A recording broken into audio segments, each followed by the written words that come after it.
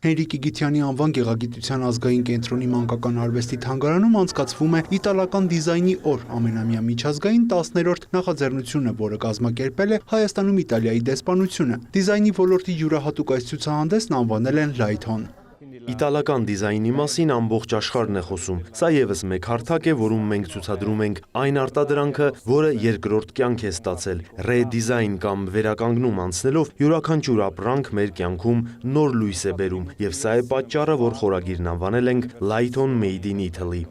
Դեսպանի խոսքով այս նախաձեռնությունը եւս մեկ հնարավորություն է վերաիմաստավորելու դիզայնի եւ ճարտարապետության դերը մեր կյանքի որակի բարելավման տեսանկյունից։ Որոշել են ցուցահանդեսն անցկացնել Հայաստանում, քանի որ ըստ Ֆերանտիի Հայաստանը զբոսաշրջային երկիր է եւ ամեն տարի այստեղ են գալիս հյուրեր աշխարհի գրեթե բոլոր երկրներից։ Հայաստանն այն երկրներից է, որտեղ չեն վախենում նոր բան ստեղծել, թե առօրյայում, թե արվեստում, թե մյուս բնագավառներում։ Ուստի մենք նպատակահարմար գտանք այս անգամ դիզայնի նորությունները աշխարհին հայտնել հենց Հայաստանից։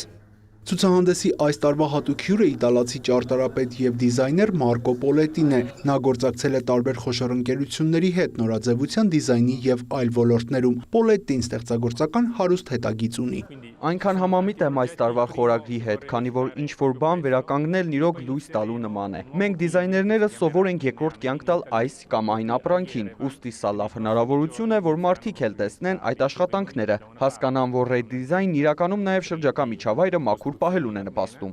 Միջոցառման ընթացքում ներկայացվեց նաև Spazio D ռազմավարական նոր նախագիծը, որը մշակել է Պոլետին։ Այն մշակույթի եւ բիզնեսի համադրում է։ Ալմաթիում հաջող փորձից հետո նախագիծը շուտով կիրականացվի նաև Երևանում։ Յուրա Վահանյան, Մեհեր Կիրակոսյան, լուրեր։